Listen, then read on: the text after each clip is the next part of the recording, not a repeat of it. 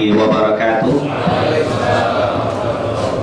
Alhamdulillah wassalatu wassalam ala Rasulillah wa ala alihi wa man wala. Rabbi shrah li sadri wa yassir li amri wa hlul 'uqdatam min lisani yafqahu qawli. Subhanaka la ilma lana illa ma 'allamtana innaka antal alimul hakim. Amma ba'd.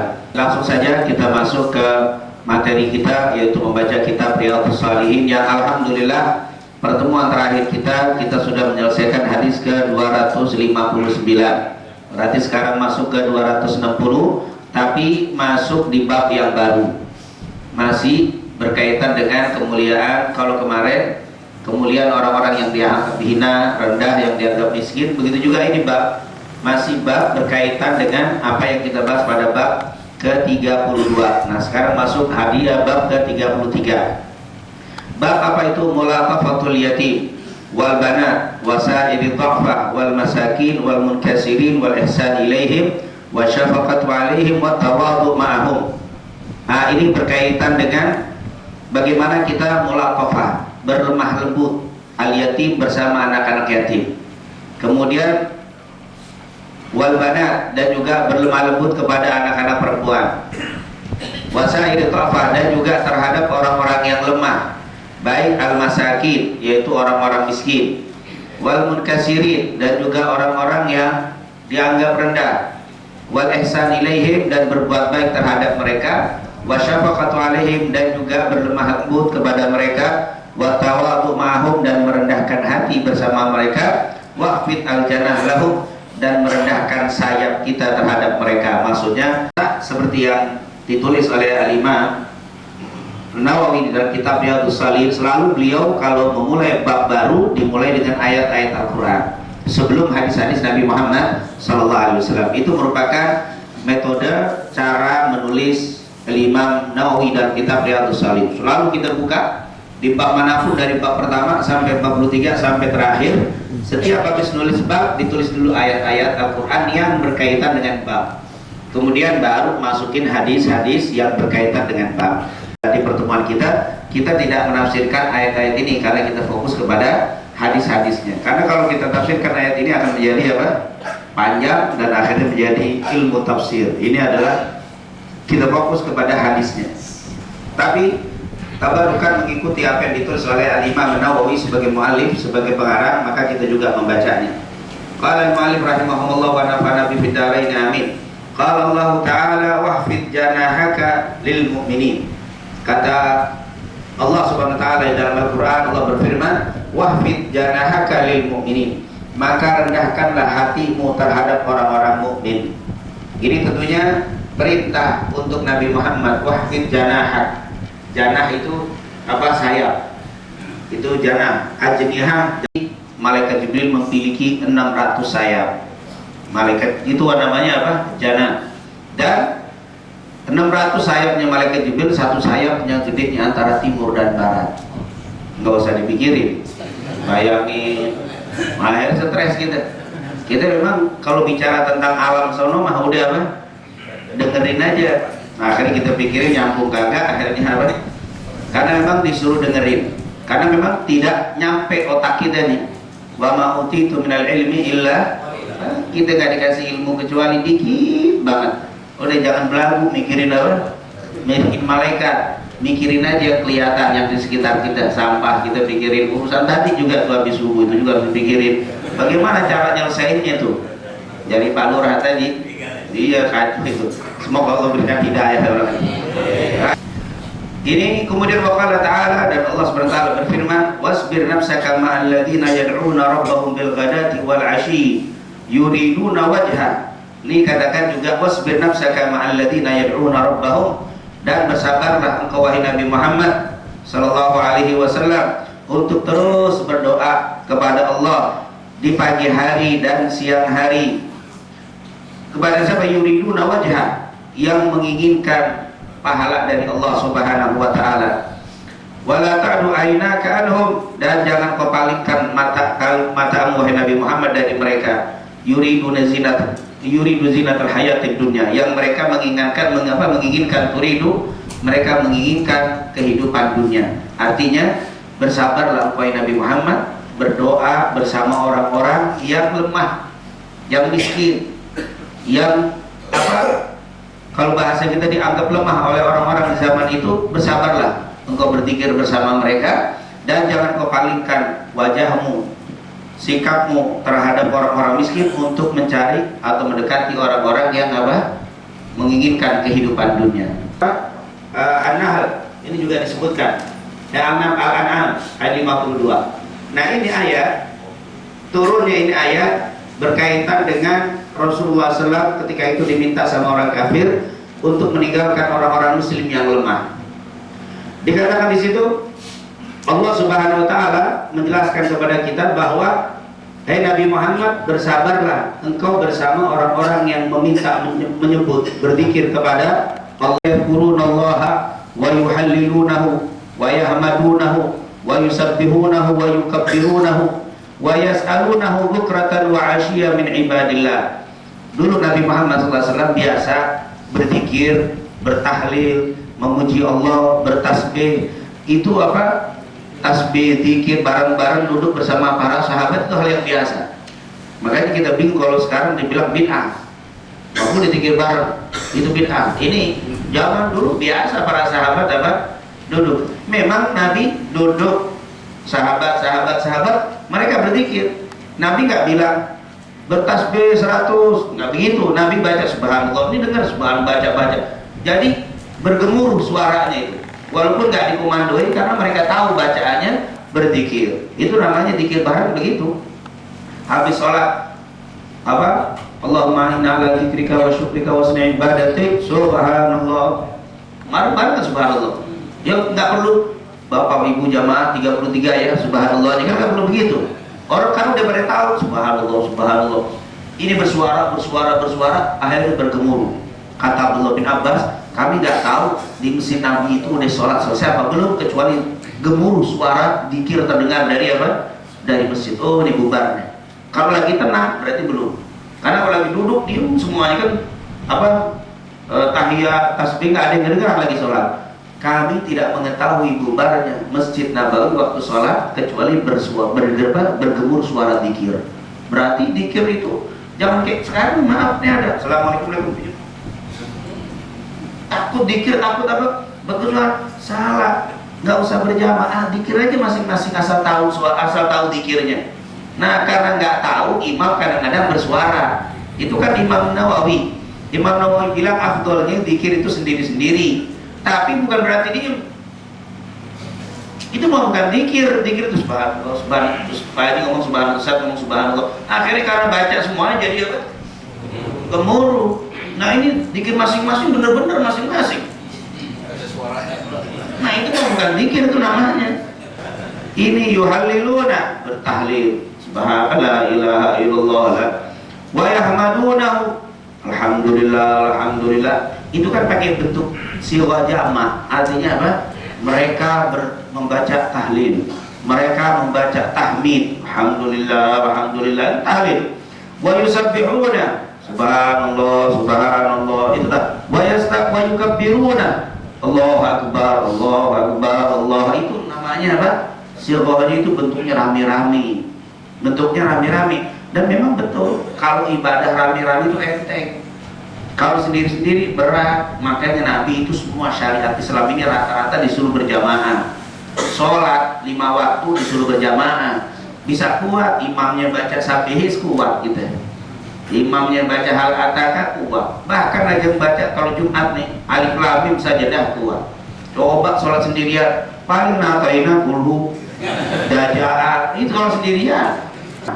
Dan memang Rasulullah bilang wal jama'atu barakah, al barakah ma'al jama'ah, wal furqah ada, kata Rasul, berkah itu ada dengan berkebersamaan. Dengan kebersamaan timbul keberkahan. Kalau kata orang sini apa? Berat apa?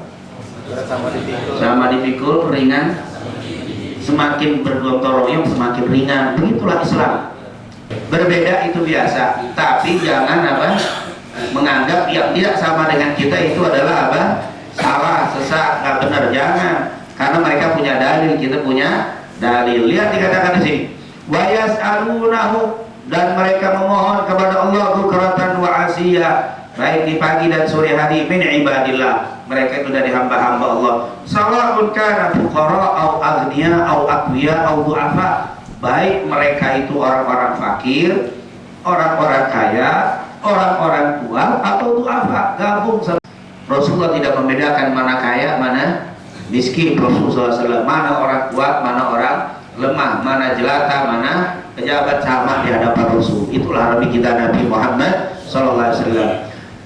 Yuqal innaha nazalat fi ashrafi Quraisy. Dikatakan ayat yang seperti ini dan ayat sebelumnya, ayat setelahnya nanti turun kepada suku-suku mulia bangsa Quraisy. Ashraf Quraisy itu adalah suku tokoh-tokoh mulia, tokoh-tokoh pembesar-pembesar suku Quraisy.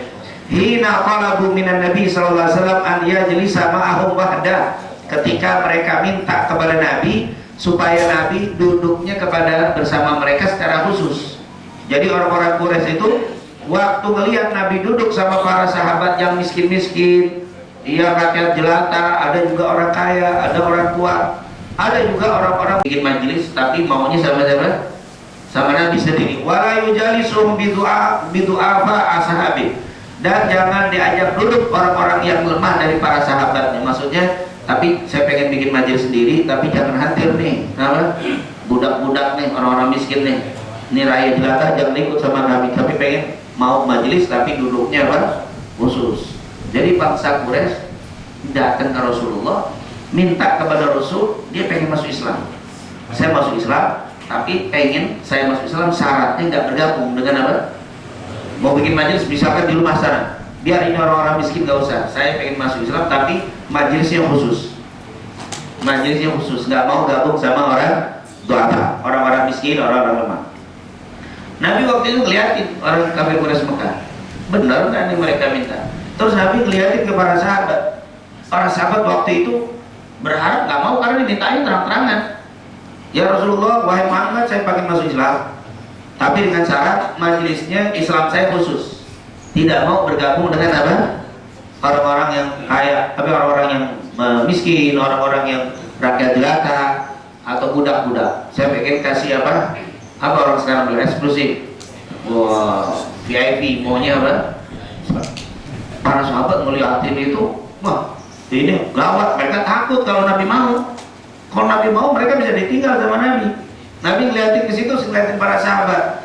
Nabi diem. Fanahahu Allahu dzalik an dzalik. Kemudian turun larangan Allah dari perbuatan itu. Faqala, turun ayat. Wala tatrudil ladzina yad'una rabbahum bil ghadati wal 'ashyi. Allah Subhanahu wa taala mengatakan kepada Nabi Muhammad sallallahu alaihi wasallam, wahai Nabi Muhammad, janganlah kamu mengusir orang-orang yang menyeru ini yang sudah ada, jangan kau usir, kau tinggalkan, kau datangin apa? Orang yang baru nih, jangan kau tinggalkan mereka. Turun juga ayat tadi, wasbir nafsaka ma'al ladzina yad'una rabbahum bil ghadati wal 'ashyi yuriduna wajha. Ini adalah ayat Al-An'am ayat 52, sama seperti tadi. Ini ayatnya. Maka ini dikatakan wasbir nafsaka ma'al ladzina yad'una rabbahum bil ghadati wal 'ashyi yuriduna wajha. Nah, ini tentunya sebab turunnya apa? Ayat tadi. Jadi ditegur Nabi Muhammad, jangan. Nabi nggak mau, bukan berarti Nabi mau situ enggak. Waktu itu Nabi diem, turun ayat ini. Nabi dilarang bikin apa? Majelis khusus untuk orang-orang kaya saja, tidak dicampur. Apalagi kita. Nabi yang pasti selamat dari apa? Kehidupan dunia. Pasti Nabi selamat dari apa? Gangguan, cobaan, harta, jabatan. Nabi kagak bakal pengen. Nabi kalau mau itu Uhud jadi emas untuk dia. Dia kagak bakal kalau majelis kampung begini. Saya pengen majelis apa? Eksklusif, yang modelnya itu apa? Pakai dasi. Wah, yang hadir pakai dasi, harus pakai sepatu. Wah, itu yang model begini. Rasul aja dilarang, apalagi apa? Apalagi kita, subhanallah. Inilah tentunya ayat yang disebut di dalam Muqaddimah bab 33. Tentunya ada ayat yang lain, tapi nanti ini berkaitan anak yatim, yaitu dikatakan di situ apa? Fa ammal yatima fala tadhar wa amma sa'ila fala tanhar. Ini tentunya tentang anak yatim, nanti kita akan lebih detailkan. Ara'aita alladhi yukadzibu bid-din fadzalika alladhi yad'u al-yatim wa la yahuddu 'ala ta'amil miskin, intan anak yatim. Sekarang kita masuk di hadis ke 200 berapa? 260. Secara singkat, hadis ini sebenarnya hampir sama dengan tadi. Ini adalah hadis yang pertama disebutkan di dalam kitab Riyadhus Shalihin di bab 33, hadis riwayat Imam Muslim. Berkata Sa'ad bin Abi Waqqas, ini nama aslinya adalah Malik. Jadi nama aslinya Malik, cuma suka dipanggil Abu Waqqas, tapi namanya Malik. Jadi Sa'ad bin Malik, tapi lebih dikenal dengan Sa'ad bin Abi Waqqas. Dia ini Al-Qurashi, dia bangsa Quraisy.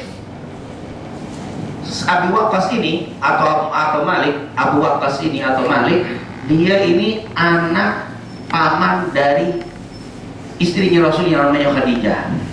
Jadi Khadijah radhiyallahu anha punya paman. Pamannya punya anak dia nih. Jadi apanya tuh? Pagi bu yang mikirin orang gitu bisa. Apa?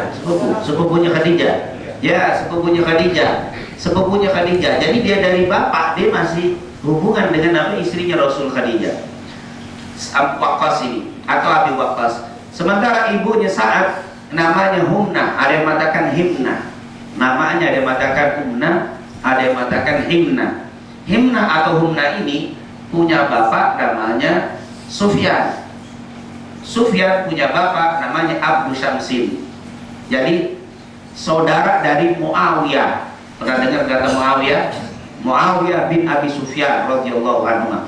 Muawiyah ini nanti yang menjadi khalifah atau menjadi raja setelah Sayyidina Hasan. Jadi Sayyidina Ali meninggal, naik Sayyidina Hasan 6 bulan, naik Muawiyah. Terus nanti punya anak Yazid dan seterusnya.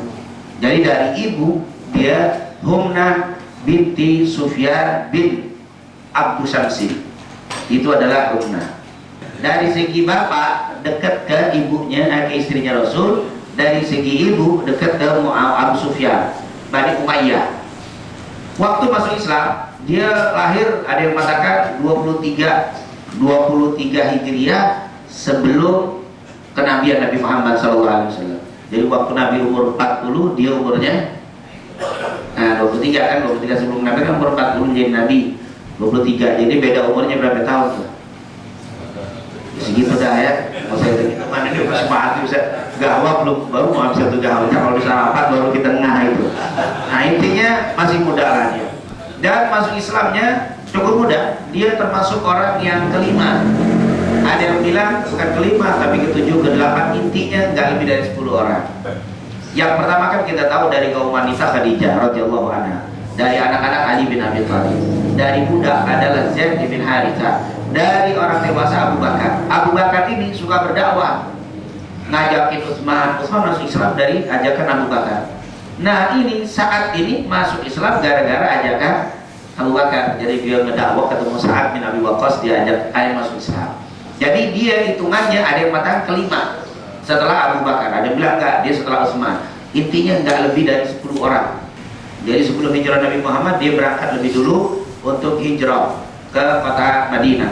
Dan beliau ikut perang semua peperangan yang diadakan Nabi Muhammad SAW. Dan Sa'ad bin Abi Waqqas ini salah satu keistimewaannya ahli mana? Roh apa? Ramiyah itu apa? Panah. Ahli. Kata Ali bin Abi Thalib, aku nggak pernah melihat saat kalau mana meleset, nggak pernah meleset itu. Istilahnya kalau ditaruh apel dari jauh kena apel. Kalau kita mau mulut kenapa? Mulutnya ke atas, kenanya ke bawah. Kalau dia asli, waktu perang Uhud itu pembukaan kemana? Kata Rasulullah, demi bapak dan ibuku, panahlah hai Sa'ad bin Abi Waqqas. Jadi pertama buka itu mesti apa? Sa'ad. Jadi orang jauh diincar dan mesti kena. Itu Sa'ad. Kata Ali tidak ada orang tidak ada orang yang meleset mana yang tidak ada orang yang memanah tidak pernah meleset kecuali siapa? Sa'ad. Itu panahan snipernya, kalau bahas sniper ini apa? Canggih dia. Hitungan angin atau nopal udah kena semua. Mesti kena. Itu dikatakan seandainya ada orang pakai gelang kalau begini kena lolos bisa ada lolos. Itu orang pakai kalung gede begini, bolong, bisa lolos itu apa? Wah itu luar biasa. Nabi bilang apa yang dikatakan kalau bahasa kita Rasulullah SAW mengatakan dalam riwayat Imam Hakim dan kitabnya Mustadrak, saddid, ya waktu Rasulullah berdoa untuk siapa? Untuk Sa'ad bin Abi Waqqas. Allahumma saddid ramyatahu wasbah wa ajib da'watahu. Itu doanya Rasul untuk Sa'ad bin Abi Waqqas di depan para sahabatnya. Allahumma saddid, ya Allah tepatin, benerin ramyatahu, panahnya. Jadi emang udah ahli didoain Nabi, udah kagak pernah meleset. Allahumma saddid ramyatah, ya Allah benarkan, tepatkan panahnya dia. Jadi kalau dia mana benar-benar tepat. Wa ajib da'watah, dan kalau doa kabulin ya Allah. Jadi tidak ada sahabat yang didoain kalau doa kecuali dikabulkan oleh Allah berkat doanya Nabi Muhammad SAW. Jadi saat ini kalau doa pasti kabul. Tapi nggak pernah sedikit pun dia minta rizki. Kalau kita lain, gede kita bang. Ya Allah, ada mobil baru, ya Allah, kabul. Iya, Rasulullah tahu. Dan Anas bin Malik dapat Sa'ad bin Abi Waqqas betul-betul menggunakan doa tadi hanya untuk akhirat. Rasulullah SAW mendoakan itu memang Rasulullah tahu siapa Sa'ad bin Abi Waqqas. Dan Sa'ad bin Abi Waqqas termasuk salah satu orang yang dijamin masuk surga. Asyra mubasysyirina bil jannah, 10 sahabat yang sudah dapat jaminan surga, diantaranya adalah Sa'ad bin Abi Waqqas. Cerita yang sangat panjang beliau, dan beliau yang paling terkenal, mungkin paling heboh di peperangan Qadisiyah.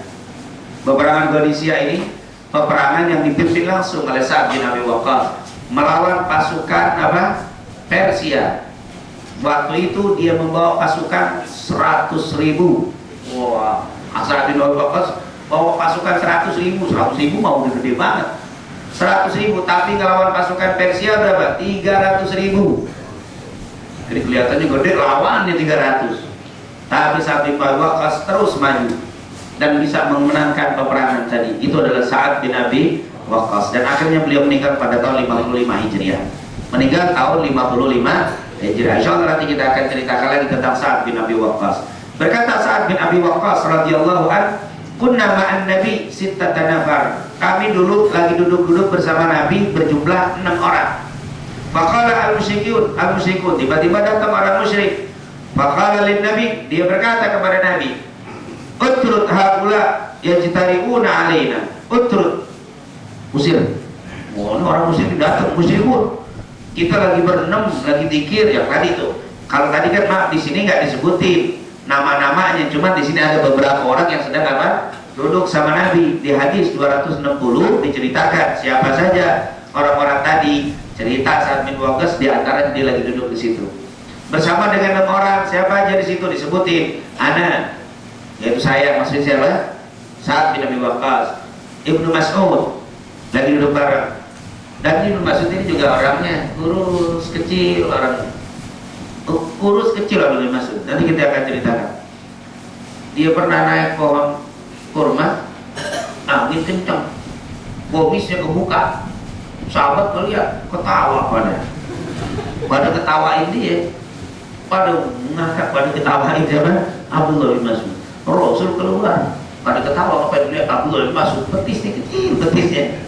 Jadi mereka bukan ketawain macam-macam, ketawain apa? Betisnya kecil banget, kecil, emang orang yang kecil.